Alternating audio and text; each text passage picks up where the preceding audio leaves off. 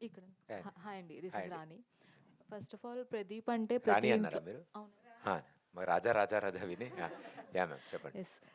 ప్రదీప్ అంటే ప్రతి ఇంట్లో కనిపించే అబ్బాయే ప్రతిరోజు టీవీ ఆన్ చేయగానే ప్రదీప్ కోసమే చూస్తారు చాలామంది. అలాగా ఎన్నో సినిమాలు గానీ, ఎన్నో షోస్ కానీ హోస్ట్ చేసిన మీరు ఇప్పుడు గెస్ట్‌గా మారిపోయారు.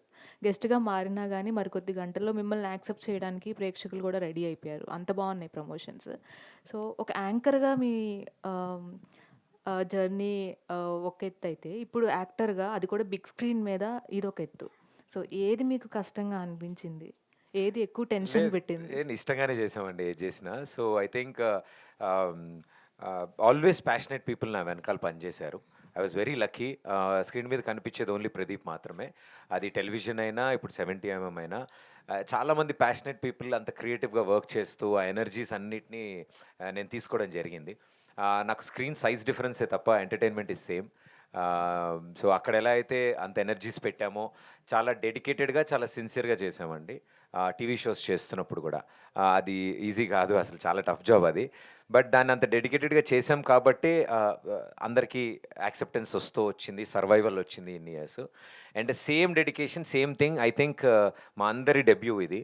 సో, మేము జీరో నుంచే మళ్ళీ స్టార్ట్ చేస్తున్నాము. And we are very excited. మా మొదటి అడుగులివి.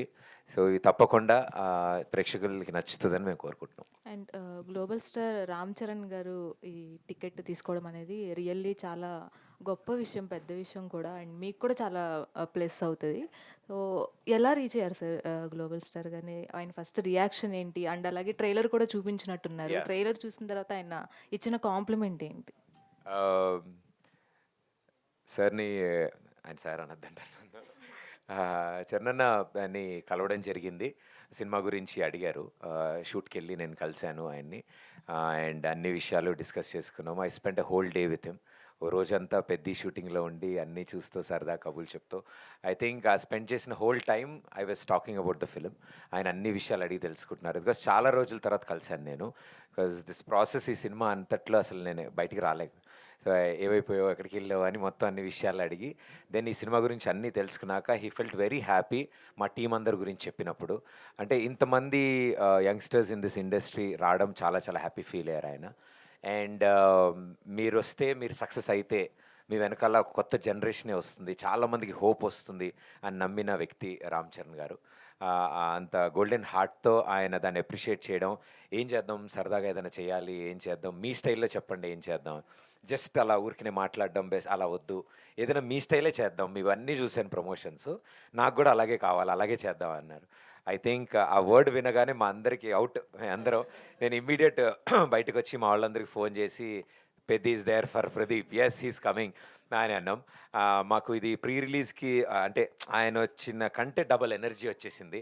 సో, ఆయన ఆ మాట కూడా, అక్కడికి వస్తే నేను 10 నిమిషాలు మాట్లాడతాను, 5 నిమిషాలు చేసిస్తాను, బట్ ఇక్కడ మనం టైం స్పెండ్ చేద్దాము అని సరదాగా ఆయన అవంతా విని నవ్వుకుని ఆయన మాతో పాటు పర్ఫామ్ చేసి, ఐ థింక్ ఆయన పెట్టిన ఎఫర్ట్స్ మమ్మల్ని అందరినీ కదిపేసాయి. అంటే మా అందరికీ చాలా ఆనందం వేసింది. మా కష్టం ఎక్కడ వృధా అవ్వలేదనిపించింది. అంటే మేము ఎంత సిన్సియర్‌గా వర్క్ చేసుకుంటూ వెళ్తున్నాం మా దారిలో.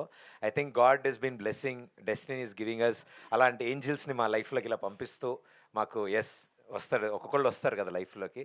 అలా ఆయన వచ్చి మా ఈ సినిమాని పుష్ ఇవ్వడం, ఫస్ట్ టికెట్ తీసుకోవడం, all the best Pradeep for Akkadammayi Ikkadabbayi అని అన్న తర్వాత, ఆ రోజు ఇంకా మా చెవుల్లో రీసౌండ్ వస్తుంది మేము షూట్ చేసిన రోజు ఆయన అన్న పదాలు. So, thanks to Ram Charan అన్న. ఆల్ ది వెరీ బెస్ట్ అండి.